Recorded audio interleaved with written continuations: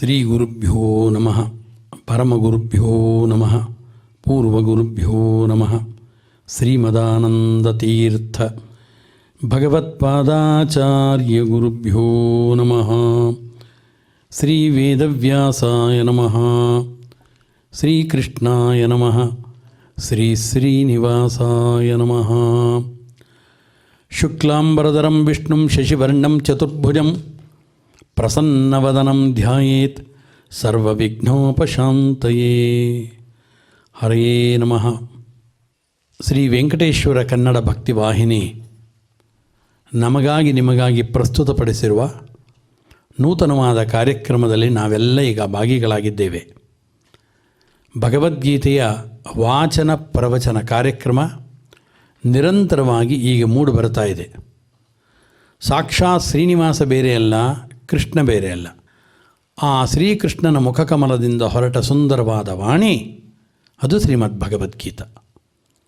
ಆದ್ದರಿಂದ ಆ ಶ್ರೀನಿವಾಸನ ಪ್ರೇರಣೆಯೋ, ಅವನ ಪ್ರಸಾದವೋ, ಅವನ ಅನುಗ್ರಹವೋ ಕನ್ನಡ ಭಕ್ತಿವಾಹಿನಿ ನಮ್ಮೆಲ್ಲರ ಉದ್ಧಾರದ ದೃಷ್ಟಿಯಿಂದ ಶ್ರೀಮದ್ ಭಗವದ್ಗೀತೆಯ ವಾಚನ ಪ್ರವಚನ ಕಾರ್ಯಕ್ರಮವನ್ನು ವಿಶದವಾಗಿ ಏರ್ಪಡಿಸ್ತಾ ಇದೆ. ಶ್ಲೋಕಗಳನ್ನು ಪಠನ ಮಾಡುವುದು ಒಂದು ಕೆಲಸ. ಪಠನ ಮಾಡಿದ ಶ್ಲೋಕಗಳ ಭಾವಾರ್ಥವನ್ನು ನಮಗೆ ತೋರಿದಷ್ಟು ಸ್ವಲ್ಪವಾದರೂ ಆ ಅರ್ಥವನ್ನು ಅನುಸಂಧಾನ ಮಾಡಿಕೊಳ್ಳೋದು ಅದು ಮತ್ತೊಂದು ಕೆಲಸ. ಈ ಎರಡೂ ಕೆಲಸಗಳು ಕೂಡ ನಮಗೆ ವಿಶೇಷವಾದ ಪುಣ್ಯವನ್ನು ತಂದುಕೊಡುತ್ತೆ ಅಂತ ನಮ್ಮ ಶಾಸ್ತ್ರಗಳಲ್ಲೇ ಅದನ್ನು ತಿಳಿಸ್ತಾರೆ. ಆದ್ದರಿಂದ ಭಗವದ್ಗೀತೆ ಅದು ಎಲ್ಲ ಗ್ರಂಥಗಳಂತೆ ಒಂದು ಗ್ರಂಥ ಅಲ್ಲ. ಜಗತ್ತಿನ 100 ಗ್ರಂಥಗಳಲ್ಲಿ ಶ್ರೇಷ್ಠವಾದ ಗ್ರಂಥಗಳು ಅಂತ ಆಯ್ಕೆ ಮಾಡಿದಾಗ ಅದರಲ್ಲಿ ಮೊದಲ ಸ್ಥಾನವನ್ನು ಮುಟ್ಟಿದ ಗ್ರಂಥ ಭಗವದ್ಗೀತೆ. ಭಗವದ್ಗೀತೆಯನ್ನು ಕುರಿತು ಅನೇಕ ಮಹನೀಯರು ವ್ಯಾಖ್ಯಾನಗಳನ್ನು ರಚನೆ ಮಾಡಿದ್ದಾರೆ. ಭಗವದ್ಗೀತೆಗೆ ಬಂದಷ್ಟು ವ್ಯಾಖ್ಯಾನಗಳು, ಅದರ ಭಾವಾರ್ಥಗಳು, ಅದರ ಸಾರಾಂಶಗಳು ಜಗತ್ತಿನ ಮತ್ತಾವ ಗ್ರಂಥಕ್ಕೂ ಬಂದಿಲ್ಲ. ಭಗವದ್ಗೀತೆಯನ್ನು ನಂಬಿದಂಥವರು ಇದುವರೆಗೂ ಯಾರೂ ಕೆಟ್ಟಿಲ್ಲ. ಶ್ರೀಕೃಷ್ಣ ತಾನು ಭಗವದ್ಗೀತೆಯಲ್ಲಿ ಸ್ಫುಟವಾಗಿ ಈ ಮಾತನ್ನು ಪದೇ ಪದೇ ಹೇಳಿದ್ದಾನೆ. ಅನೇಕ ಬಾರಿ ಅನೇಕ ರೀತಿಯಾಗಿ ಇದನ್ನು ಪ್ರಸ್ತುತಪಡಿಸಿದ್ದಾನೆ. ನಹಿ ಕಲ್ಯಾಣಕೃತ್ ಕಶ್ಚಿತ್ ದುರ್ಗತಿಂ ತಾತ ಗಚ್ಚತಿ ಅನನ್ಯಾಶ್ಚಿಂತಯಂತೋ ಮಾಂ ಯೇ ಜನಃ ಪರ್ಯುಪಾಸತೆ ತೇಷಾಂ ನಿತ್ಯಾಭಿಯುಕ್ತಾನಾಂ ಯೋಗಕ್ಷೇಮಂ ವಹಾಮ್ಯಹಂ. ಹೀಗೆ ನಾನಾ ವಿಧವಾಗಿ ಭಗವಂತ ಶ್ರೀನಿವಾಸ ಶ್ರೀಕೃಷ್ಣ ನಾನು ಭಕ್ತರ ಯೋಗಕ್ಷೇಮವನ್ನು ಹೊತ್ತುಕೊಳ್ಳುತ್ತೇನೆ. ಪ್ರತಿಯೊಬ್ಬ ವ್ಯಕ್ತಿಗೂ ಬೇಕಾಗಿದ್ದೇನು ಇಡೀ ಜೀವನದಲ್ಲಿ? ನಾವು ಚೆನ್ನಾಗಿರಬೇಕು, ನಮ್ಮ ಕುಟುಂಬ ಚೆನ್ನಾಗಿರಬೇಕು. ಹಾಗಾದರೆ ನಾವು ಚೆನ್ನಾಗಿರಬೇಕು ಅಂದರೆ ಅದು ಭಗವಂತನ ಕೈಯಲ್ಲಿ ಮಾತ್ರ ಇರೋದು. ಎಲ್ಲರಿಗೂ ಅವರವರು ಚೆನ್ನಾಗಿರಬೇಕು ಅನ್ನೋ ಭಾವನೆ ಇದ್ದು ಅವರವರು ಚೆನ್ನಾಗಿರುವಂತೆ ಪ್ರತಿನಿತ್ಯವೂ ಪ್ರತಿಯೊಬ್ಬರೂ ಅವರವರ ಪ್ರಯತ್ನವನ್ನು ಮಾಡ್ತಿರ್ತಾರೆ. ಆದರೆ ನಮ್ಮ ಪ್ರಯತ್ನಕ್ಕೆ ಅನುಗುಣವಾಗಿ ನಾವು ಚೆನ್ನಾಗಿರೋದೇ ಇಲ್ಲ. ಹಾಗಾದರೆ ನಾವು ಕುಶಲರಾಗಿರಬೇಕು, ಆರೋಗ್ಯವಂತರಾಗಿರಬೇಕಾದ್ರೆ, ಧನಾಢ್ಯರಾಗಿರಬೇಕಾದ್ರೆ, ಸುಖ ಸಂಪತ್ತುಗಳಿಂದ ನೆಮ್ಮದಿಯ ಜೀವನವನ್ನು ಸಾಗಿಸಬೇಕಾದರೆ ಅದು ಪೂರ್ಣವಾಗಿ ನಮ್ಮ ಕೈಯಲ್ಲಿ ಇಲ್ಲ. ಅದು ಸಾಕ್ಷಾತ್ ಭಗವಂತನಾದ ಶ್ರೀಕೃಷ್ಣ ಶ್ರೀನಿವಾಸ ದೇವರ ಕೈಯಲ್ಲಿದೆ ಅಂತ ಅರ್ಥ. ಆದ್ದರಿಂದ ಅಂಥ ಶ್ರೀನಿವಾಸ ಕೃಷ್ಣ ಆತನೇ ನೀಡಿದಂಥ ಅದ್ಭುತವಾದ ಗ್ರಂಥ ಅದು ಶ್ರೀಮದ್ ಭಗವದ್ಗೀತಾ ಗ್ರಂಥ. ಆ ಗ್ರಂಥವನ್ನು ನಾವು ಜೀವನದಲ್ಲಿ ಒಮ್ಮೆಯಾದರೂ ಪೂರ್ಣವಾಗಿ ಓದಬೇಕು ಅಂತ ತಿಳಿಸ್ತಾರೆ. ನಮ್ಮ ಮೈಯ ಮೇಲಿನ ಮಲವನ್ನು ತೊಳೆದುಕೊಳ್ಳೋದಕ್ಕೆ ಪ್ರತಿನಿತ್ಯ ಸ್ನಾನವನ್ನು ಮಾಡ್ತೇವೆ. ಅದಕ್ಕೆ ಅಂತಾರೆ ಆಗಲಿಲ್ಲ ಅಂತಿದ್ದರೆ ಇಡೀ ಜೀವನದಲ್ಲಿ ಭಗವದ್ಗೀತೆ ಎಂಬ ನೀರಿನಲ್ಲಿ ಒಮ್ಮೆ ಆದರೂ ಕೂಡ ಜೀವನದಲ್ಲಿ ಸ್ನಾನ ಮಾಡಿದ್ರೆ ಆತ ಮೋಕ್ಷವನ್ನು ಪಡೀತಾನೆ ಅಂತ ತಿಳಿಸ್ತಾರೆ. ಆದ್ದರಿಂದ ಭಗವದ್ಗೀತೆ ಅತ್ಯಂತ ಪವಿತ್ರವಾದ ಗ್ರಂಥ. ಗೀತಾ ಸುಗೀತಾ ಕರ್ತವ್ಯ ಕಿಮನ್ಯೈ ಶಾಸ್ತ್ರವಿಸ್ತರೈ ಯಾಸ್ವಯಂ ಪದ್ಮನಾಭಸ್ಯ ಮುಖಪದ್ಮಾತ್ ವಿನಿಸೃತ. ಆದ್ದರಿಂದ ಅಂಥ ಭಗವದ್ಗೀತೆಯ ವಾಚನವನ್ನು ಮಾಡುವ, ಪ್ರವಚನವನ್ನು ಮಾಡಿದ್ದನ್ನು ಕೇಳುವ ಸದವಕಾಶ ನಮಗೆ ನಿಮಗೆ ಒದಗಿ ಬಂದಿದೆ. ಈ ಅವಕಾಶವನ್ನು ಪೂರ್ಣವಾಗಿ ನಾವು ಉಪಯೋಗಿಸ್ಕೊಳ್ಬೇಕು. ಆ ದೃಷ್ಟಿಯಿಂದ ತಮ್ಮ ತಮ್ಮ ಮನೆಯಲ್ಲಿ ನೀವು ಭಗವದ್ಗೀತೆಯ ಪುಸ್ತಕಗಳನ್ನು ತೆರೆದಿಟ್ಕೊಳ್ರಿ. ನಾವೀಗ ಶ್ಲೋಕಗಳನ್ನು ಪಠನ ಮಾಡ್ತೇವೆ, ಪ್ರವಚನವನ್ನು ಮಾಡ್ತೇವೆ. ಅದನ್ನು ಆಲಿಸಬೇಕು ಅಂತ ಕೇಳ್ಕೊಳ್ತಾ, ಆರಂಭದಲ್ಲಿ ಪ್ರವಚನ ನಡೆಯುತ್ತೆ. ಆ ಪ್ರವಚನವನ್ನೆಲ್ಲ ತಾವು ಆಲಿಸಿದ ನಂತರದಲ್ಲಿ ನಾವು ಭಗವದ್ಗೀತೆಯ ವಾಚನವನ್ನು ಪ್ರಾರಂಭ ಮಾಡ್ತಾ ಇದ್ದೇವೆ. ಇದೀಗ ಆರಂಭದಲ್ಲಿ ಗುರುಗಳ ಪ್ರಾರ್ಥನೆಯನ್ನು ಮಾಡಿ ನಾವು ಪ್ರಾರಂಭವನ್ನು ಮಾಡಿದ್ರೆ ಅದು ಉತ್ತಮವಾದ ರೀತಿಯಲ್ಲಿ ಸಮಾಪ್ತಿಯನ್ನು ಪಡೆಯುತ್ತೆ. ಆದ್ದರಿಂದ ಗುರು ಪ್ರಾರ್ಥನೆ ಮಾಡ್ತಾ ಇದ್ದೇವೆ. ಸಮಾಶ್ರಯೇದ್ ಗುರುಂ ಭಕ್ತ್ಯಾ ಮಹಾವಿಶ್ವಾಸಪೂರ್ವಕಂ ನಿಕ್ಷಿಪೇತ್ ಸರ್ವಭಾರಾಂಶ್ಚ ಗುರು ಶ್ರೀಪಾದ ಪಂಕಜೇ. ಶ್ರೀನಿವಾಸ ದೇವರನ್ನು ಪ್ರಾರ್ಥನೆ ಮಾಡ್ತಾ ಇದ್ದೇವೆ. ಆನಂದ ಜ್ಞಾನದಂ ವಿಷ್ಣುಂ ಆನಂದಮಯ ನಾಮಕಂ ಆನಂದೇನ ದದರ್ಶಾಥ ಆನಂದ ನಿಲಯಾಲಯೇ.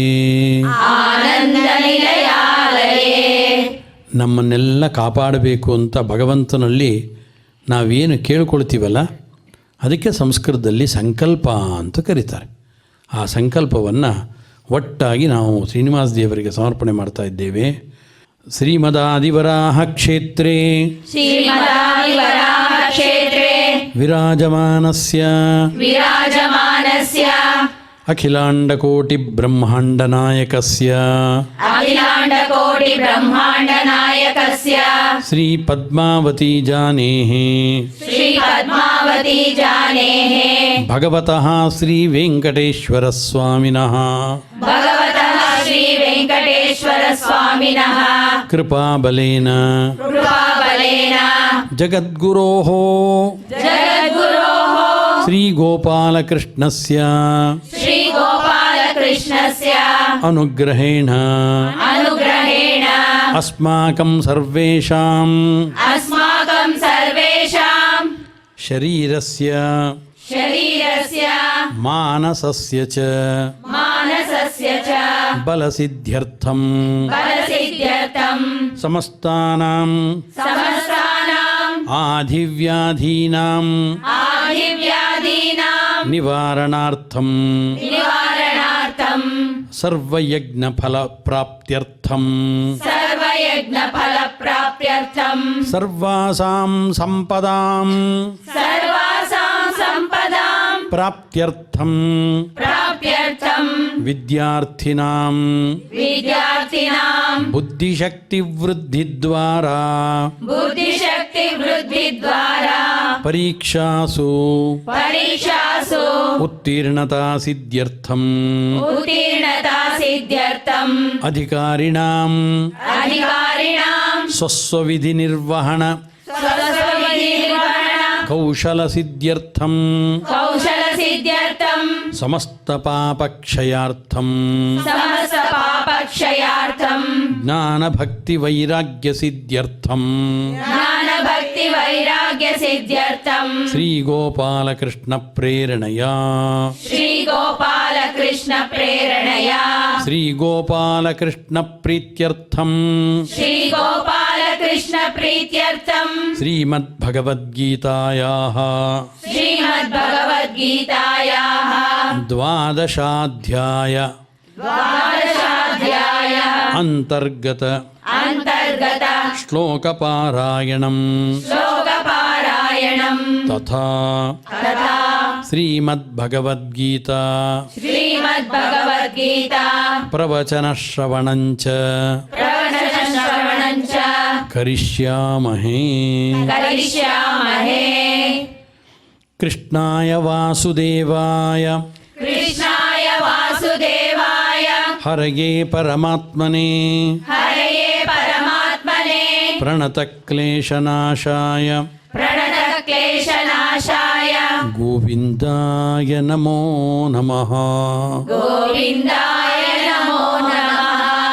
ಶಾಸ್ತ್ರೇಷು ಭಾರತಂ ಸಾರಂ ಶಾಸ್ತ್ರೇಷು ಭಾರತಂ ಸಾರಂ ತತ್ರ ನಾಮ ಸಹಸ್ರಕಂ ತತ್ರ ನಾಮ ಸಹಸ್ರಕಂ ವೈಷ್ಣವಂ ಕೃಷ್ಣಗೀತಾ ಚ ವೈಷ್ಣವಂ ಕೃಷ್ಣ ಗೀತಾ ಚ ತಜ್ಞಾನಾತ್ ಮುಚ್ಯತೇಂಜಸಾ.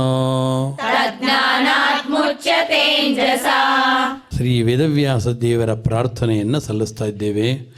ವೇದವ್ಯಾಸ ಗುಣಾವಾಸ ವೇದವ್ಯಾಸ ಗುಣಾವಾಸ ವಿದ್ಯಾಧೀಶ ಸತಾಂ ವಶ ವಿದ್ಯಾಧೀಶ ಸತಾಂ ವಶ ಮಾಂ ನಿರಾಶಂ ಗತಕ್ಲೇಶಂ ಮಾಂ ನಿರಾಶಂ ಗತಕ್ಲೇಶಂ ಕುರ್ವನಾಶಂ ಹರೇ ನಿಶಂ. ಕುರ್ವನಾಶಂ ಹರೇ ನಿಶಂ. ವೇದವ್ಯಾಸ ದೇವರ ಪ್ರಾರ್ಥನೆಯನ್ನು ಸಲ್ಲಿಸಿದ್ದೇವೆ. ಇದೀಗ ನಮ್ಮ ಬಳಿ ಆಸೀನರಾಗಿರತಕ್ಕಂಥ ಆಚಾರ್ಯರು 12ನೇ ಅಧ್ಯಾಯದ ಭಗವದ್ಗೀತೆಯ ಪ್ರವಚನವನ್ನು ನಮಗೆ ಈಗ ನೀಡ್ತಾ ಇದ್ದಾರೆ. ನಾವೆಲ್ಲರೂ ಭಕ್ತಿಯಿಂದ ಪ್ರವಚನವನ್ನು ಆಲಿಸೋಣ. ಅನಂತರದಲ್ಲಿ ಶ್ಲೋಕಗಳ ಪಠನವನ್ನು ಮುಂದುವರಿಸೋಣ. ನಾರಾಯಣಂ ಸುರಗುರುಂ ಜಗದೇಕನಾಥಂ ಭಕ್ತಪ್ರಿಯಂ ಸಕಲಲೋಕ ನಮಸ್ಕೃತಂಚ ತ್ರೈಗುಣ್ಯವರ್ಜಿತಮಜಂ ವಿಭುಮಾದ್ಯಮೀಶಂ ವಂದೇ ಭವಘ್ನಂ ಅಮರಾಸುರಸಿದ್ಧವಂದ್ಯಂ. ನಾರಾಯಣಂ ನಮಸ್ಕೃತ್ಯ ನರಂ ಚೈವ ನರೋತ್ತಮಂ ದೇವೀಂ ಸರಸ್ವತೀಂ ವ್ಯಾಸಂ ತತೋ ಜಯಮುದೀರಯೇತ್. ಭಗವಂತ 12ನೆಯ ಅಧ್ಯಾಯದ 13ನೇ ಶ್ಲೋಕದಿಂದ ಭಗವದ್ಭಕ್ತನಿಗೆ ಇರಬೇಕಾದ ವ್ಯಕ್ತಿತ್ವ ಏನು ಅನ್ನುವುದನ್ನು ನಿರೂಪಣೆ ಮಾಡ್ತಾನೆ. ಭಗವದ್ಭಕ್ತರು ಅಂತ ಅನಿಸಿಕೊಂಡವರು ಹೇಗಿರಬೇಕು, ಏನೇನು ಕ್ವಾಲಿಟಿ ಅವರಲ್ಲಿ ಇರಬೇಕು ಅನ್ನುವುದನ್ನು ಇಲ್ಲಿಂದ ಕೆಲವು ಶ್ಲೋಕಗಳಲ್ಲಿ ನಿರೂಪಣೆ ಮಾಡ್ತಾ ಇರ್ತಾನೆ ಪರಮಾತ್ಮ. ಅದ್ವೇಷ್ಟ ಸರ್ವಭೂತಾನಾಂ ಮೈತ್ರಃ ಕರುಣ ಏವ ಚ ನಿರ್ಮಮೋ ನಿರಹಂಕಾರಃ ಸಮದುಃಖ ಸುಖಕ್ಷಮೀ. ಭಗವಂತನ ಭಕ್ತರು ಅಂತ ನಾವು ಯಾರನ್ನು ನೋಡಿ ಅಂದ್ಕೊಳ್ತೇವೆ ಪ್ರಪಂಚದಲ್ಲಿ, ಅವರು ಅನೇಕ ದ್ವೇಷಾಸೂಯೆಗಳಿಗೆ ಒಳಗಾಗಿರ್ತಾರೆ, ಬಹಳ ಸಂಕುಚಿತವಾದ ಬುದ್ಧಿ ಉಳ್ಳವರಾಗಿರ್ತಾರೆ, ಯಾರಲ್ಲೂ ನಂಬಿಕೆ ಇಲ್ಲದೆ ಇರತಕ್ಕಂಥವರಾಗಿರ್ತಾರೆ, ಸರಿಯಾಗಿ ದೇವರ ಕಡೆಗೂ ಏಕಾಗ್ರತೆ ಇಲ್ಲದೋ ಇರೋಷ್ಟು ದೇವರ ಭಕ್ತರು ಅಂತ ಅಂದುಕೊಂಡ್ಬಿಟ್ಟಿರ್ತಾರೆ. ಇಂಥದ್ದನ್ನೇ ನಾವು ಪ್ರಪಂಚ ನಮ್ಮ ಸುತ್ತಮುತ್ತಲೂ ನೋಡ್ತಾ ಇರ್ತೇವೆ. ಆದರೆ ಕೃಷ್ಣ ಭಗವದ್ಭಕ್ತರು ಅಂದರೆ ಹೇಗಿರ್ತಾರೆ ಅವರ ಲಕ್ಷಣಗಳನ್ನು ಹೇಳ್ತಾ ಇದ್ದಾನೆ. ಮೊಟ್ಟ ಮೊದಲು ಅದ್ವೇಷ್ಟ ಸರ್ವಭೂತಾನಾಂ, ಯಾವ ಜೀವಿಯನ್ನು ಕೂಡ ದ್ವೇಷ ಮಾಡದೇ ಇರುವವನು, ಯಾರಿಗೂ ಕೇಡು ಬಯಸದೇ ಇರುವವನು, ಯಾರಲ್ಲೂ ವೈರವನ್ನು ಬೆಳೆಸದೇ ಇರುವವನು. ಇದು ಮೊದಲನೇ ಒಂದು ಗುಣ ಭಗವದ್ಭಕ್ತರಲ್ಲಿ ಇರಬೇಕಾದದ್ದು. ನಾವು ಭಾಗವತದಲ್ಲಿ ಧ್ರುವನ ಕಥೆ ಕೇಳ್ತೇವೆ. ಧ್ರುವ ಸಿಂಹಾಸನದಲ್ಲಿ ಕುಳಿತ ಉತ್ತಾನಪಾದ ತನ್ನ ತಂದೆ ಅವರ ತೊಡೆಯ ಮೇಲೆ ಕುಳಿತುಕೊಳ್ಳಿಕ್ಕೆ ಹೋದಾಗ ಸುರುಚಿ ಅಪಮಾನ ಮಾಡ್ತಾಳೆ. ಸಿಂಹಾಸನದ ಮೇಲಿರುವ ತಂದೆಯ ತೊಡೆಯಲ್ಲಿ ಕುಳಿತುಕೊಳ್ಳುವ ಯೋಗ್ಯತೆ ನಿನಗಿಲ್ಲ, ನೀನು ತಪಸ್ಸು ಮಾಡಿ ಸುರುಚಿಯ ಮಗನಾಗಿ ಹುಟ್ಟಬೇಕು ಅಂತ ಕೇಳಿಕೊಂಡು ಬಾ ಅಂತ ಹೇಳಿ ಅವಮಾನ ಮಾಡ್ತಾಳೆ. ತನಗೆ ಅವಮಾನ ಮಾಡಿದ್ದಾಳೆ ಅಂಥೇಳಿ ಮನಸ್ಸಿಗೆ ಬಹಳ ದುಃಖ ಆಗತ್ತೆ. ಅಮ್ಮನ ಬಳಿ ಹೋಗ್ತಾನೆ ಧ್ರುವ. ಸುನೀತಿ ಹೇಳ್ತಾಳೆ ಧ್ರುವನಿಗೆ, ನೋಡು ಮಗು, ಸುರುಚಿ ನಿನಗೆ ಅವಮಾನ ಮಾಡಿದ್ದಾಳೆ ಅಂಥೇಳಿ ಅವಳ ಮೇಲೆ ದ್ವೇಷವನ್ನು ತುಂಬ್ಕೋಬೇಡ. ಯಾಕೆಂದರೆ ನಾವು ಯಾಕೆ ದ್ವೇಷ ಮಾಡ್ತೇವೆ? ಇನ್ನೊಬ್ಬರು ನಮಗೆ ಕೇಡು ಮಾಡಿದ್ದಾರೆ, ಇನ್ನೊಬ್ಬರು ನಮಗೆ ತೊಂದರೆ ಕೊಡ್ತಾರೆ ಅನ್ನೋ ಕಾರಣದಿಂದ ನಾವು ಇನ್ನೊಬ್ಬರನ್ನು ದ್ವೇಷ ಮಾಡ್ತೇವೆ. ಕೆಲವೊಮ್ಮೆ ಏನೂ ಕಾರಣ ಇಲ್ಲದೆ ಸುಮ್ಮನೆ ದ್ವೇಷ ಮಾಡ್ತೇವೆ. ಇನ್ನೊಬ್ಬರನ್ನು ದ್ವೇಷ ಮಾಡೋದು ಅಂತೇನಿದೆ ಅದು ಅವರಲ್ಲಿರುವ ಭಗವಂತನನ್ನು ದ್ವೇಷ ಮಾಡ್ತಾ ಇದ್ದೇವೆ ಅಂತ ಅಲ್ಲಿಗೆ ಹೋಗಿ ಪರಿವಸಾನ ಆಗುತ್ತೆ. ಯಾಕೆ ಅಂತಂದರೆ ಈಗ ಮರಣ ಹೊಂದಿದ ದೇಹ ಇದೆ, ಸತ್ತ ದೇಹವನ್ನು ಯಾರೂ ದ್ವೇಷ ಮಾಡಲ್ಲ, ಆದರೆ ಬದುಕಿರುವವರನ್ನು ದ್ವೇಷ ಮಾಡ್ತಾರೆ. ಆ ಬದುಕಿರೋದು ಅಂದರೆ ಏನರ್ಥ? ಆ ದೇಹದಲ್ಲಿ ಆ ಜೀವನನ್ನು ತಂದಿಟ್ಟವನು ಅಂತ ಅರ್ಥ. ಆ ದೇಹದಲ್ಲಿ ಜೀವ ಇದ್ದಾಗ ಅವನನ್ನು ನಾವು ದ್ವೇಷ ಮಾಡ್ತೇವೆ. ಆದರೆ ಆ ಜೀವನನ್ನು ಅಲ್ಲಿ ತಂದಿಟ್ಟವನು ಯಾರು? ಭಗವಂತ.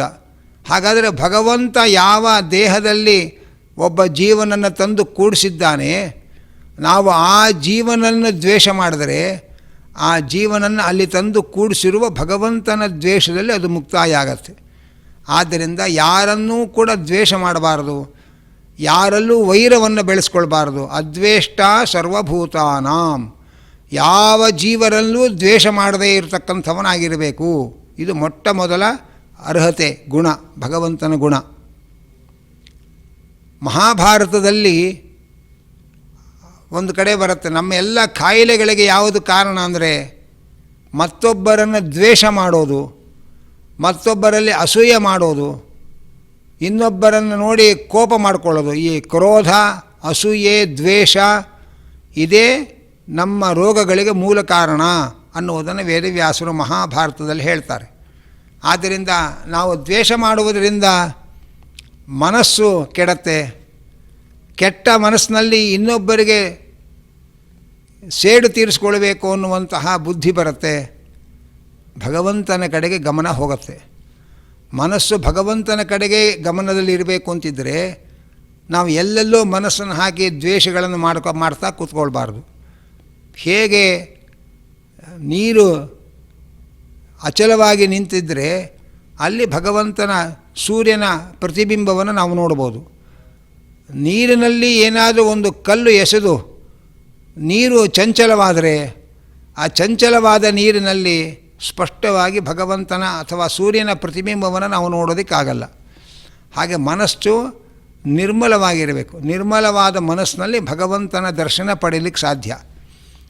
ವೈರ ದ್ವೇಷಗಳನ್ನು ಮಾಡಿಕೊಂಡ್ರೆ ಮನಸ್ಸು ಕಲ್ಲು ಎಸೆದ ಸರೋವರದ ನೀರಿನಂತೆ ಅದು ಚಂಚಲವಾಗತ್ತೆ. ಅಂಥ ಚಂಚಲಗೊಂಡ ನೀರಿನಲ್ಲಿ ನಾವು ಭಗವಂತನನ್ನು ನೋಡಲಿಕ್ಕಾಗಲ್ಲ. ಹಾಗೆ ರಾಡಿಯಾದ ಕೊಚ್ಚೆ ನೀರಲ್ಲೂ ಕೂಡ, ಮಣ್ಣು ನೀರಲ್ಲೂ ಕೂಡ ಭಗವಂತನನ್ನು ನೋಡಲಿಕ್ಕಾಗಲ್ಲ. ಹಾಗೆ ಮನಸ್ಸು ನಿಶ್ಚಲ ಮತ್ತು ನಿರ್ಮಲವಾಗಿದ್ದರೆ ಅಲ್ಲಿ ಭಗವಂತನನ್ನು ಕಾಣೋದಕ್ಕೆ ಸಾಧ್ಯ. ಆ ಭಗವಂತ ಮನಸ್ಸು ನಿರ್ಮಲ ಆಗಬೇಕಾಗಿದ್ದರೆ ಮನಸ್ಸಿನಲ್ಲಿ ಕ್ರೋಧ, ದ್ವೇಷ, ಅಸೂಯೆಗಳು ಇರಬಾರ್ದು. ಯಾರ ಮೇಲೂ ಯಾರನ್ನೂ ದ್ವೇಷ ಮಾಡಬಾರ್ದು, ಯಾರಿಗೂ ಕೂಡ ಕೆಡಕು ಮಾಡಬಾರದು. ಅದಕ್ಕೆ ಸುನೀತಿ ಧ್ರುವನಿಗೆ ಹೇಳ್ತಾಳೆ, ಸುರುಚಿಯಿಂದ ಅಪಮಾನವಾಯಿತು ಅಂಥೇಳಿ ಸುರುಚಿಯ ಮೇಲೆ ಹಗೆತನವನ್ನು ತುಂಬಿಕೊಳ್ಳಬೇಡ. ಯಾಕೆಂದರೆ ನಮ್ಮ ಪ್ರಾರಬ್ಧ ಕರ್ಮಕ್ಕೆ ಅನುಗುಣವಾಗಿ ದೇವರು ಇನ್ನೊಬ್ಬರಲ್ಲಿ ನಿಂತು ನಮಗೆ ಕೆಡಕು ಉಂಟು ಮಾಡಿರ್ತಾನೆ. ಅವರಿಗೆ ಸುಮ್ಮನೆ ನಮ್ಮ ಮೇಲೆ ದ್ವೇಷ ಮಾಡೋದಕ್ಕೆ, ನಮಗೆ ತೊಂದರೆ ಕೊಡೋದಕ್ಕೆ ಏನು ಕಾರಣ ಇಲ್ಲ. ಭಗವಂತ ನಮ್ಮ ಪ್ರಾರಬ್ಧ ಕರ್ಮದ ಫಲವಾಗಿ ಇನ್ನೊಬ್ಬರಲ್ಲಿ ನಿಂತು ನಮಗೆ ಕೆಡುಕು ಮಾಡಿರ್ತಾನೆ. ಇದು ನಮ್ಮ ಕರ್ಮ ನಿಮಿತ್ತ ಮಾಡಿಕೊಂಡು ದೇವರು ಅವರಲ್ಲಿ ನಿಂತು ಮಾಡಿಸಿರುವುದು ಅಂತ ನಾವು ತಿಳ್ಕೊಂಡು ಮೌನವಾಗಿದ್ದರೆ ಆ ಪಾಪಗಳು ಪರಿಹಾರ ಆಗುತ್ತೆ. ದ್ವೇಷ ಮಾಡಿಕೊಂಡ್ರೆ ಮನಸ್ಸಿನ ಶಾಂತಿ ಕಳ್ಕೊಳ್ತೇವೆ. ಶಾಂತಿ ಕಳೆದುಕೊಂಡ ಮನಸ್ಸಿನಲ್ಲಿ ದೇವರನ್ನ ಧ್ಯಾನ ಮಾಡಲಿಕ್ಕಾಗಲ್ಲ. ಆದ್ದರಿಂದ ಭಗವದ್ಭಕ್ತನಾದವನು ಅದ್ವೇಷ್ಟ ಸರ್ವಭೂತಾನಾಂ, ಯಾರನ್ನೂ ದ್ವೇಷ ಮಾಡಬಾರದು. ಇದು ಮೊದಲನೇ ಗುಣ. ಮೈತ್ರ, ಮೈತ್ರಿಯನ್ನು ಬೆಳೆಸ್ಕೊಳ್ಳೋದು ಅಂದರೆ ಮಿತ್ರಭಾವವನ್ನು ಬೆಳೆಸ್ಕೊಳ್ಬೇಕು. ಎಲ್ಲರೂ ನಮಗೆ ಸಾಧನೆಗೆ ಒಂದೊಂದು ರೀತಿಯಿಂದ ಸಹಕಾರ ಕೊಡೋರು ಅಂತ ನಾವು ಚಿಂತನೆ ಮಾಡಿದರೆ ಯಾರಲ್ಲೂ ನಮಗೆ ದ್ವೇಷ ಹುಟ್ಟೋದಕ್ಕೆ ಸಾಧ್ಯ ಇಲ್ಲ. ಎಲ್ಲರಲ್ಲೂ ಮೈತ್ರಿಯನ್ನು ಬೆಳೆಸ್ಕೊಳ್ಳೋಕ್ಕೆ ಸಾಧ್ಯ. ರಾಮಾಯಣದ ಒಂದು ಪ್ರಸಂಗವನ್ನು ನಾವು ಗಮನಿಸಿದರೆ, ರಾಮದೇವರು ಸೀತಾನ್ವೇಷಣೆ ಮಾಡಿಕೊಂಡು ಬಂದಿದ್ದಾರೆ. ಸುಗ್ರೀವನಿಗೂ ರಾಮಚಂದ್ರನಿಗೂ ಸಖ್ಯವನ್ನು ಹನುಮಂತ ಏರ್ಪಾಡು ಮಾಡಿದ್ದಾನೆ. ಸುಗ್ರೀವ ಮಾತು ಕೊಟ್ಟ ರಾಮನಿಗೆ, ಮಳೆಗಾಲ ಕಳೆದ ಮೇಲೆ ನಿನ್ನ ಹೆಂಡತಿಯನ್ನು ಹುಡುಕುವ ಪ್ರಯತ್ನ ಮಾಡ್ತೇನೆ, ವ್ಯವಸ್ಥೆ ಮಾಡ್ತೇನೆ ಅಂತ. ಆದರೆ ಆ ಸುಗ್ರೀವ ವಾಲಿಯನ್ನು ರಾಮನಿಂದ ಕೊಲ್ಲಿಸಿ ವಾಲಿಯ ಭಯವಿಲ್ಲದೆ ರಾಜ್ಯಭೋಗದಲ್ಲಿ ಮುಳುಗಿ ಭಗವಂತನಿಗೆ ತಾನು ಸಲ್ಲಿಸಬೇಕಾದ ಕರ್ತವ್ಯವನ್ನು ಮರೆತ. ಆಗ ಹನುಮಂತ ಹೇಳ್ತಾನೆ, ನೋಡು ಸುಗ್ರೀವ, ಭಗವಂತನಿಂದ ಉಪಕಾರ ಪಡೆದು ಭಗವಂತನಿಗೆ ಸಲ್ಲಿಸಬೇಕಾದ ಸೇವೆಯನ್ನು ಮಾಡದೆ ಹೋದರೆ ನೀನು ಅಪರಾಧಿಯಾಗ್ತಿ.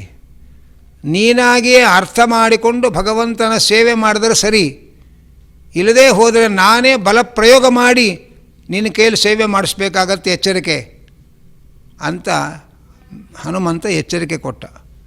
ಇದು ಮಿತ್ರನ ಕೆಲಸ, ಸುಗ್ರೀವ ಮಿತ್ರ ಹನುಮಂತ. ಯಾಕೆಂದರೆ ಮುಂದೆ ಆಗುವ ಅಪಾಯದ ಸುಳಿವನ್ನು ಮುಂಚಿತವಾಗಿ ಸೂಚನೆ ಮಾಡಿ ಅಪಾಯದಿಂದ ನಮ್ಮನ್ನು ಯಾರು ರಕ್ಷಣೆ ಮಾಡ್ತಾರೆ ಅವನನ್ನು ಮಿತ್ರ ಅಂತ ಕರೀತಾರೆ.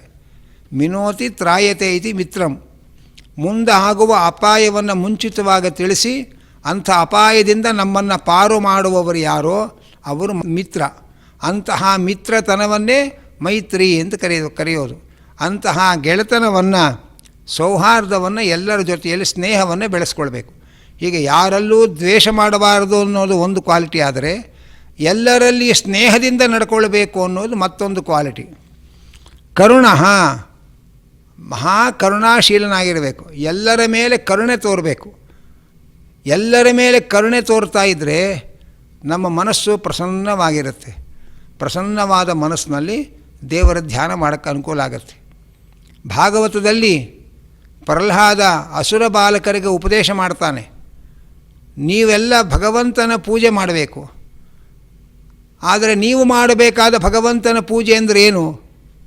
ನೀವೆಲ್ಲ ಅಸುರ ಜಾತಿಯಲ್ಲಿ ಹುಟ್ಟಿದ್ದೀರಿ, ಸ್ವರೂಪದಲ್ಲಿ ಯೋಗ್ಯರು, ಆದರೆ ಕರ್ಮಫಲವಾಗಿ ಅಸುರ ಜಾತಿಯಲ್ಲಿ ಹುಟ್ಟಿದ್ದೀರಿ.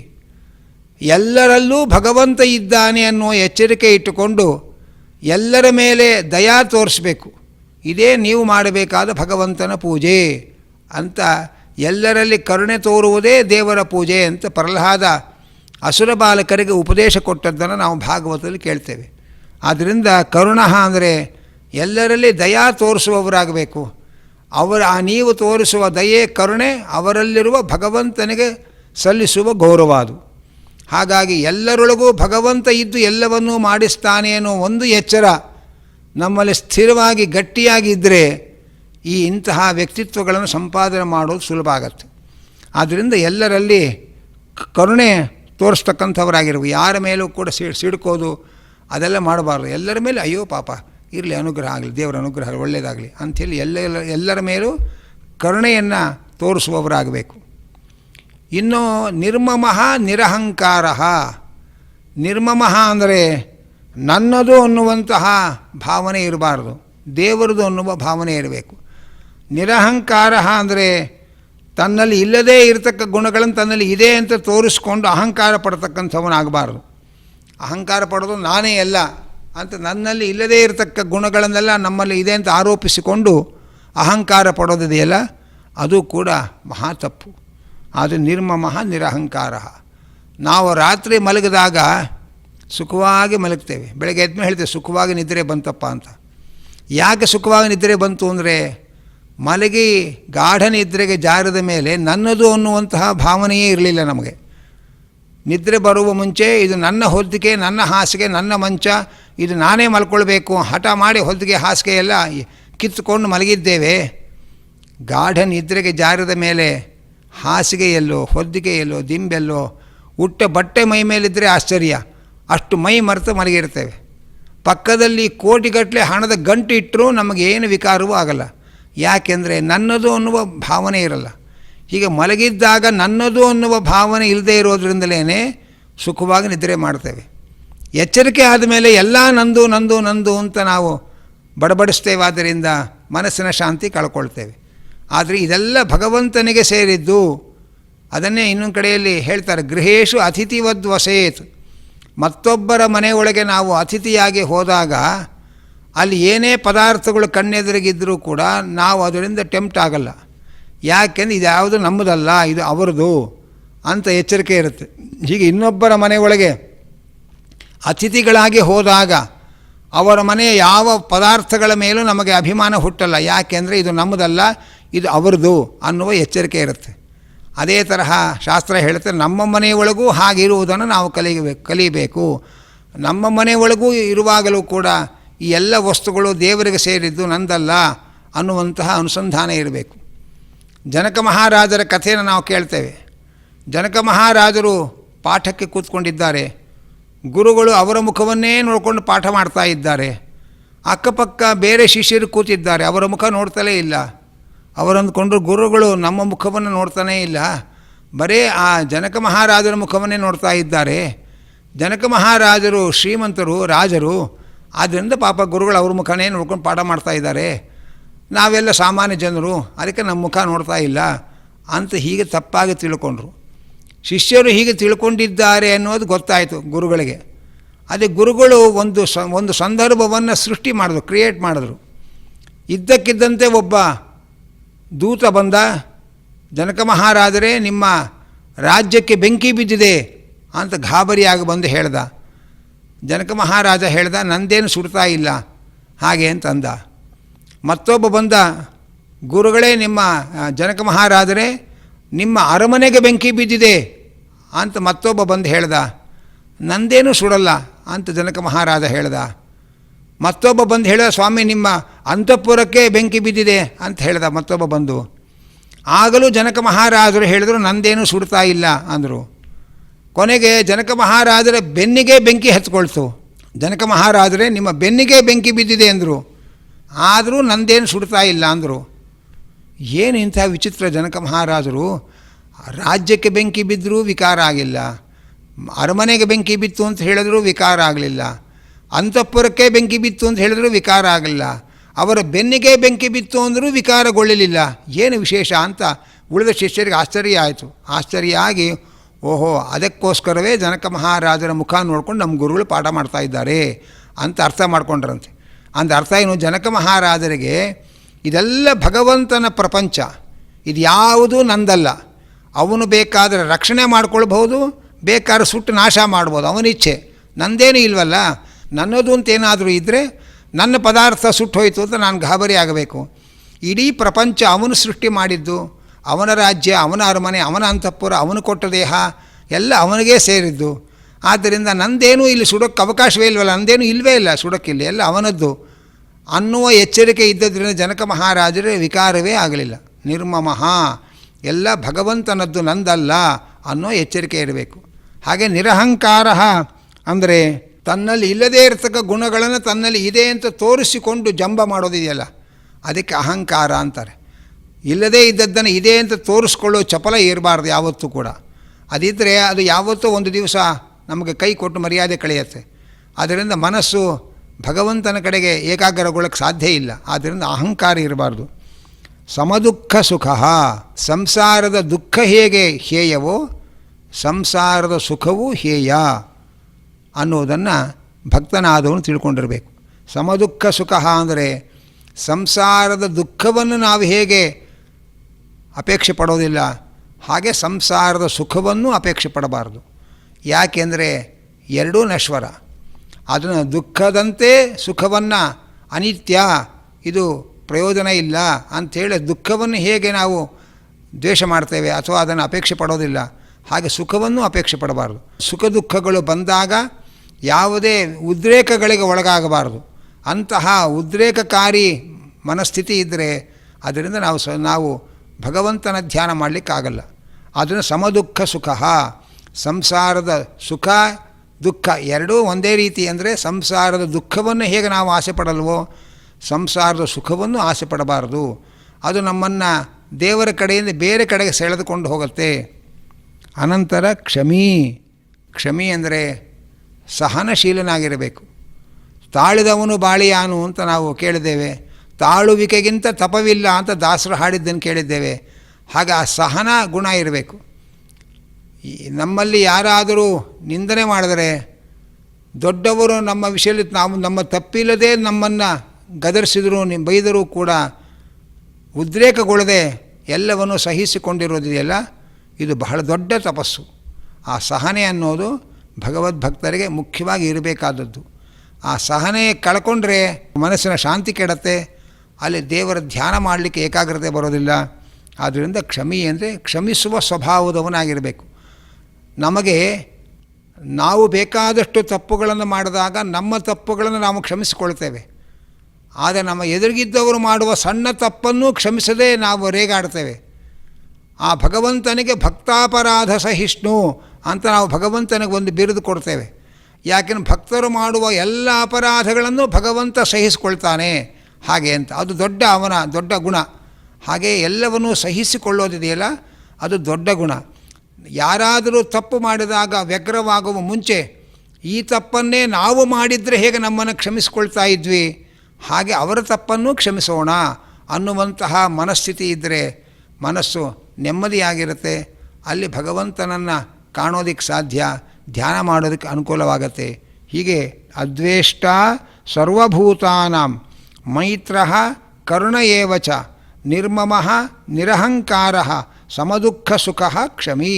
ಯಾರನ್ನು ದ್ವೇಷ ಮಾಡದೇ ಇರತಕ್ಕಂಥವನು, ಎಲ್ಲರಲ್ಲಿ ಸ್ನೇಹವನ್ನು ಹೊಂದಿದವನು, ಎಲ್ಲರ ಮೇಲೆ ಕರುಣೆ ತೋರುವವನು, ನಾನು ನನ್ನದು ಅನ್ನುವ ಅಹಂಕಾರ ಮಮಕಾರಗಳನ್ನು ಬಿಟ್ಟವನು, ಸುಖ ದುಃಖಗಳಿಗೆ ವಿಕಾರಗೊಳ್ಳದೇ ಇರತಕ್ಕಂಥವನು, ಅಂತಹ ಸಹನಶೀಲನಾದವನಾಗಿರಬೇಕು. ಇದು ಭಗವದ್ಭಕ್ತರ ಲಕ್ಷಣಗಳು ಹಾಗೆ ಅಂತಂತ ಇದ್ದಾರೆ.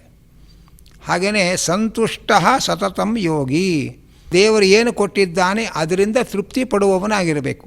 ಸಂತುಷ್ಟ ಅನೇಕ ಕಡೆಗಳಲ್ಲಿ ಶಾಸ್ತ್ರದಲ್ಲಿ ಹೇಳ್ತಾರೆ, ಎಲ್ಲಿವರೆಗೆ ದೇವರು ಕೊಟ್ಟದ್ದು ಸಾಕು ಅನ್ನುವ ತೃಪ್ತಿ ನಮ್ಮಲ್ಲಿರುತ್ತೆ, ಅಲ್ಲಿ ತನಕ ಮುಖದಲ್ಲಿ ನಮ್ಮ ತೇಜಸ್ಸು ವರ್ಚಸ್ಸು ಅಭಿವೃದ್ಧಿ ಆಗತ್ತೆ. ಯಾವಾಗ ಕೊಟ್ಟದ್ದು ಸಾಲದು ಅನ್ನುವ ಅತೃಪ್ತಿ ಬರುತ್ತೋ ಆಗ ನಮ್ಮ ಮುಖದ ಕಳೆಯೇ ಬದಲಾವಣೆ ಆಗಿಬಿಡುತ್ತೆ. ಬಲಿಚಕ್ರವರ್ತಿಯನ್ನು ಕೊಂಡಾಡಿ ಹೊಗಳಿ ನನಗೆ 3 ಹೆಜ್ಜೆಯ ಸ್ಥಳ ಕೊಡು ಅಂತ ಕೇಳ್ದ. ಪುಟ್ಟ ವಾಮನನ ಪುಟ್ಟ ಪಾದಗಳನ್ನು ನೋಡಿ ಬಲಿಚಕ್ರವರ್ತಿ ಅಂದ, ಈ ಪುಟ್ಟ ಪಾದಗಳಲ್ಲಿ 3 ಹೆಜ್ಜೆಯ ಸ್ಥಳ ಪಡೆದು ಏನು ಮಾಡ್ತಿ ಹಾಗೆ ಅಂತ ಹೇಳ್ದ. ಬೇಕಾದಷ್ಟು ಕೊಡೋ ಶಕ್ತಿ ನನಗಿದೆ, ಅರ್ಧ ರಾಜ್ಯವನ್ನೇ ಕೊಡ್ತೇನೆ ಬೇಕಾದರೆ. ಅದಕ್ಕೆ ಭಗವಂತ ಹೇಳ್ತಾನೆ ಏನು ಅಂದರೆ, 3 ಹೆಜ್ಜೆಗೆ ತೃಪ್ತಿ ಆಗದೇ ಇದ್ದವನಿಗೆ 3 ದ್ವೀಪ ಕೊಟ್ಟರೂ ತೃಪ್ತಿ ಆಗೋದಿಲ್ಲ. ಎಲ್ಲಿಯ ತನಕ ತೃಪ್ತಿ ಇರುತ್ತೆ ಮನುಷ್ಯನಿಗೆ, ಅಲ್ಲಿ ತನಕ ಅವನ ಮುಖದಲ್ಲಿ ತೇಜಸ್ಸು ವರ್ಚಸ್ಸು ಇರುತ್ತೆ. ಯಾವಾಗ ಬಂದದ್ದು ಸಾಲದು ಇದ್ದದ್ದು ಸಾಲದು ಅನ್ನುವ ಅತೃಪ್ತಿ ಮುಖ ಬರುತ್ತೆ, ಅವನ ಮುಖದ ಕಳೆಯೇ ಕೆಟ್ಟು ಹೋಗುತ್ತೆ. ಆದ್ದರಿಂದ ಯಾವತ್ತೂ ಅತೃಪ್ತಿ ಇರಬಾರದು. ಅತೃಪ್ತಿ ಅನ್ನೋದು ಮಹಾ ದುಃಖಕ್ಕೆ ಕಾರಣ ಎಂಬುದಾಗಿ ತಿಳಿಸ್ತಾ ಇದ್ದಾರೆ. ನಾವು ಮನುಷ್ಯ ಸ್ವಭಾವ ಹೇಗೆ ಅಂದರೆ, ನಾವು ಬಾಡಿಗೆ ಮನೆಯಲ್ಲಿದ್ದೇವೆ, ನಮ್ಮ ಎದುರುಗಡೆ ಸ್ವಂತ ಮನೆ ಕಟ್ಟಿದ್ದಾರೆ, 3 ಅಂತಸ್ತು ಮನೆ ಕಟ್ಟಿದ್ದಾರೆ, 4 ಕಾರುಗಳು ಇಟ್ಕೊಂಡಿದ್ದಾರೆ.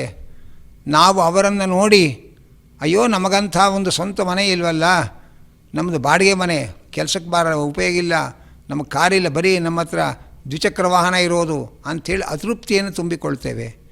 ಈ ಅತೃಪ್ತಿಯನ್ನು ತುಂಬಿಕೊಳ್ಳೋದ್ರಿಂದ ಏನಾಯಿತು ಅಂದರೆ, ನಮ್ಮ ಮನೆಯ ಸುಖವನ್ನು ನಾವು ಕಳ್ಕೊಂಡ್ವಿ.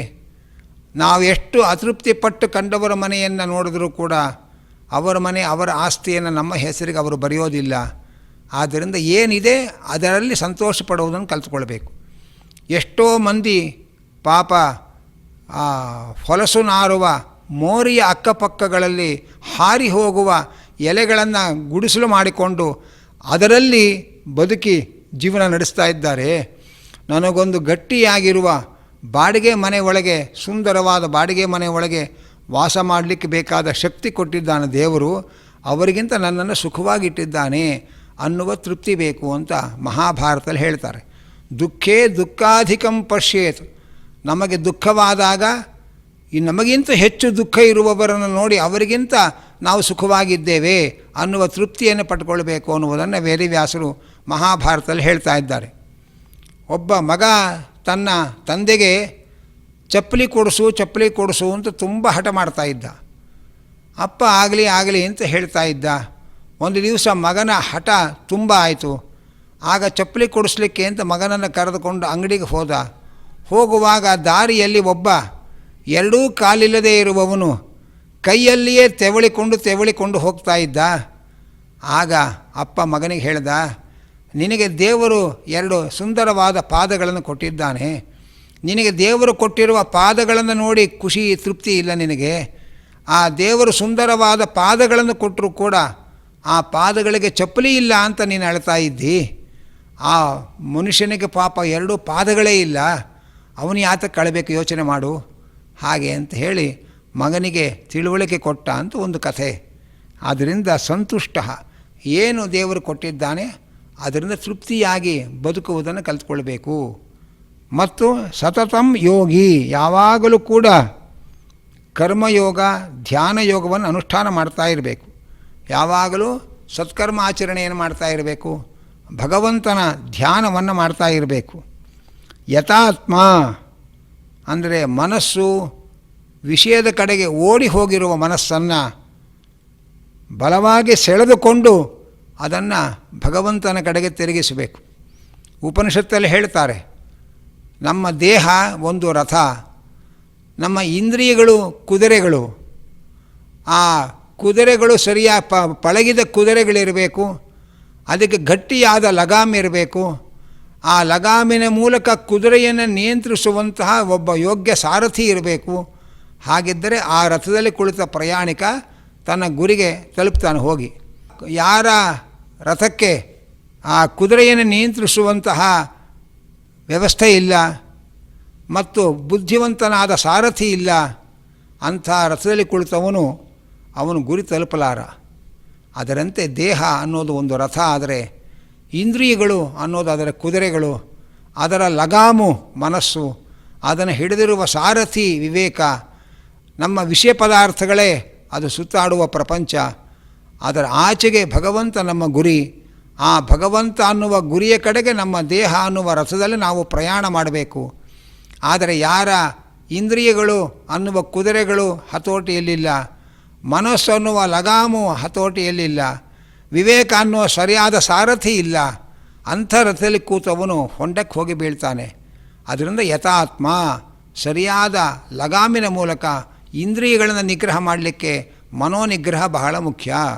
ಆದ್ದರಿಂದ ಯಥಾತ್ಮ ವಿಷಯದ ಕಡೆಗೆ ಓಡಿ ಹೋಗಿರುವ ಮನಸ್ಸನ್ನು ಸೆಳೆದು ಭಗವಂತನ ಕಡೆಗೆ ತಿರುಗಿಸುವಂತಹ ಪ್ರವೃತ್ತಿ ಇರಬೇಕು.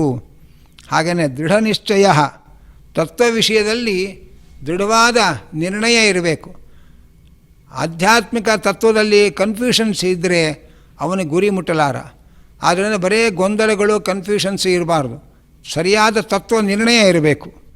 ಮಯ್ಯರ್ಪಿತ ಮನೋಬುದ್ಧಿ, ಭಗವಂತನಲ್ಲಿಯೇ ಮನಸ್ಸು ಮತ್ತು ಬುದ್ಧಿಗಳನ್ನು ಅರ್ಪಣೆ ಮಾಡಿರಬೇಕು.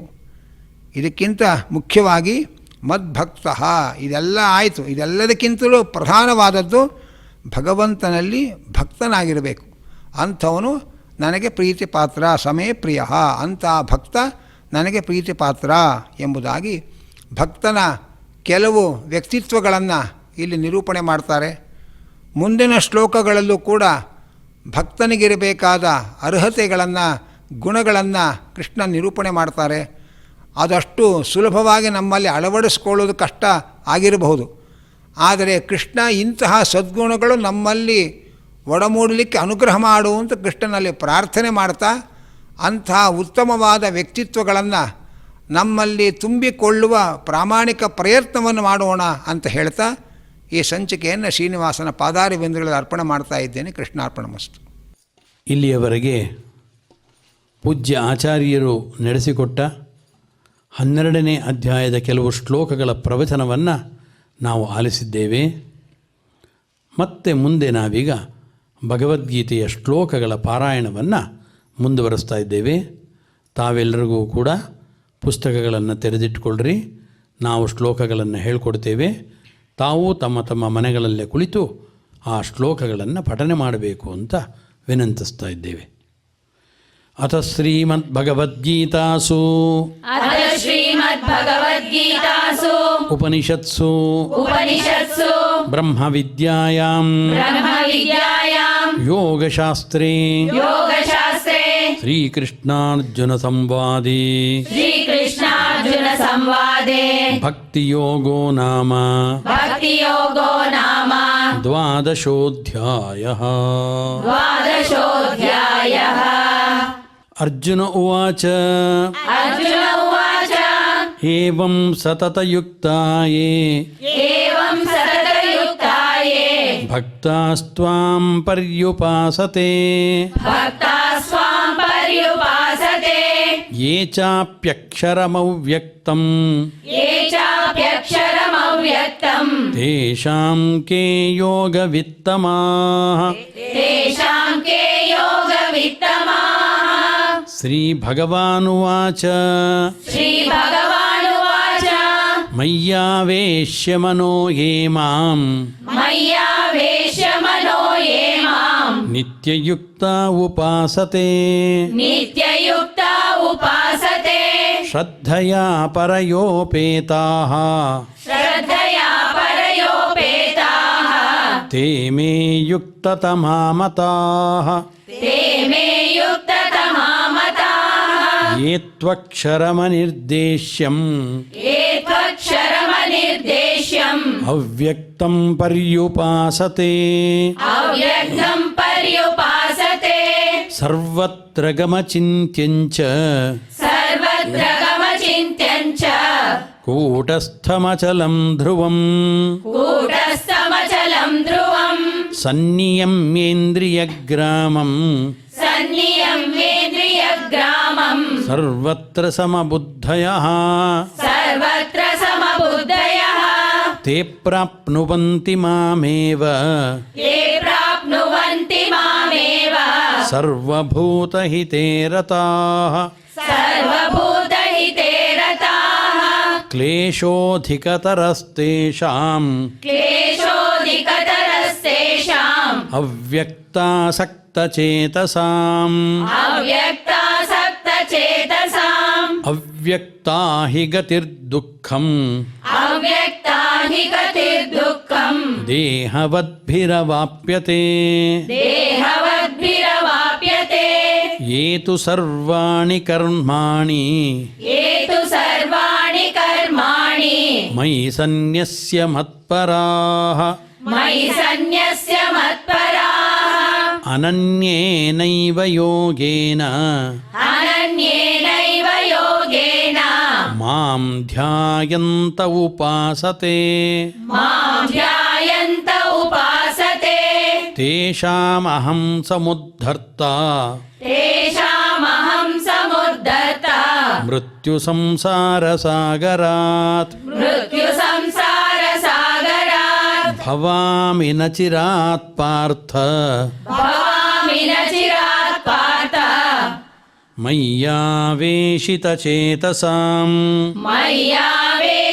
मय्यावेशितचेतसाम् मय्येव मन आधत्स्व मय्येव मन आधत्स्व मयि बुद्धिं निवेशय मयि बुद्धिं निवेशय निवसिष्यसि मय्येव निवसिष्यसि मय्येव अत ऊर्ध्वं न संशयः अत ऊर्ध्वं न संशयः अथ चित्तं समाधातुं अथ चित्तं समाधातुं न शक्नोषि मयि स्थिरम् न शक्नोषि मयि स्थिरम् अभ्यासयोगेन ततो अभ्यासयोगेन ततो मामिच्छाप्तुं धनञ्जय मामिच्छाप्तुं धनञ्जय अभ्यासेऽप्यसमर्थोऽसि अभ्यासेऽप्यसमर्थोऽसि मत्कर्म परमो भव मत्कर्म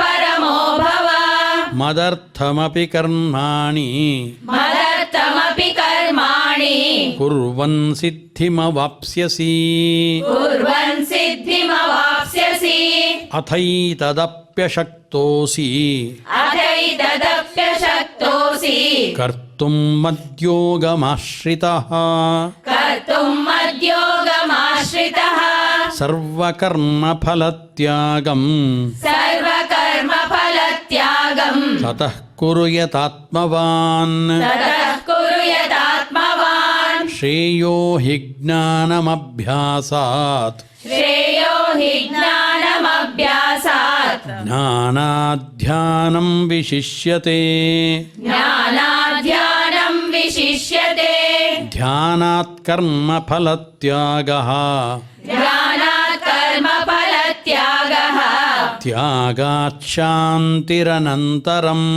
त्यागात् शान्तिरनन्तरम् अद्वेष्टा सर्वभूतानाम् अद्वेष्टा सर्वभूतानां मैत्रः करुण एव च मैत्रः करुण एव च निर्ममो निरहङ्कारः निर्ममो निरहङ्कारः समदुःखसुखक्षमी समदुःखसुखक्षमी सन्तुष्टः सततं योगी सन्तुष्टं सततं योगी यतात्मा दृढनिश्चयः यदात्मा दृढनिश्चयः मय्यर्पितमनो बुद्धिः मय्यर्पितमनो अर्पितमनो बुद्धिः यो मद्भक्तः स मे प्रियः यो मद्भक्तः स मे प्रियः यस्मान्नो द्विजते लोकः यस्मान्नो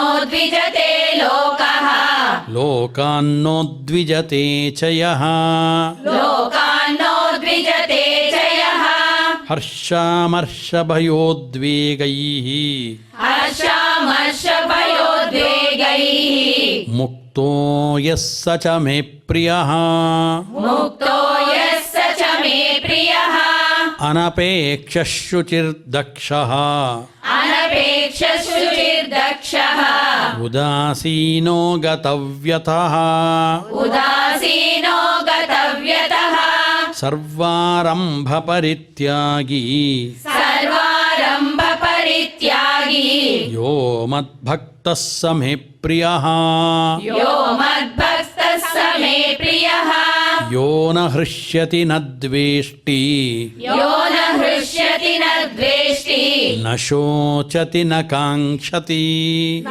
शोचति न काङ्क्षति शुभाशुभपरित्यागी शुभाशुभपरित्यागी भक्तिमान् यः स मे प्रियः भक्तिमान् यः स मे प्रियः समशत्रौ च मित्रे च समशत्रौ च मित्रे च तथा मानापमानयोः तथा मानापमानयोः शीतोष्णसुखदुःखेषु शीतोष्णसुखदुःखेषु समः सङ्गविवर्जितः समस्सङ्गविवर्जितः तुल्यनिन्दास्तुतिर्मौनी तुल्यनिन्दास्तुतिर्मौनी सन्तुष्टो येन केनचित् सन्तुष्टो येन केनचित् अनिकेतस्थिरमतिः अनिकेतस्थिरमतिः भक्तिमान् मे प्रियो नरः भक्तिमान् मे प्रियो नरः ये तु धर्म्यामृतमिदम् ये तु धर्म्यामृतमिदम् यथोक्तं पर्युपासते यथोक्तं पर्युपासते श्रद्धधानामत्परमाः श्रद्धधानामत्परमाः भक्तास्तेतीव मे प्रियाः भक्तास्तेतीव मे प्रियाः इति श्रीमद्भगवद्गीतासूपनिषत्सु इति श्रीमद्भगवद्गीतासु उपनिषत्सु ब्रह्मविद्यायां ब्रह्मविद्यायां योगशास्त्रे योगशास्त्रे श्रीकृष्णार्जुनसंवादे श्रीकृष्णार्जुनसंवादे भक्तियोगो नाम भक्तियोगो नाम द्वादशोऽध्यायः द्वादशोऽध्यायः यत्र योगेश्वरः कृष्णो यत्र योगेश्वरः कृष्णो यत्र पार्थो धनुर्धरः यत्र पार्थो धनुर्धरः तत्र श्रीविजयो भूतिः तत्र श्रीविजयो भूतिः ध्रुवानीतिर्मतिर्मम ಧ್ರುವಾನೀತಿರ್ಮತಿರ್ಮಮ ಶ್ಲೋಕವನ್ನು ಪಠನ ಮಾಡುವ ಸಂದರ್ಭದಲ್ಲಿ ಜ್ಞಾತಾಜ್ಞಾತವಾಗಿ ನಮ್ಮಿಂದ ಉಂಟಾದ ದೋಷಗಳನ್ನು ಪರಿಮಾರ್ಜನೆ ಮಾಡುವಂಥ ಭಗವಂತನಲ್ಲಿ ಪ್ರಾರ್ಥನೆ ಮಾಡ್ತಾ ಇದ್ದೇವೆ.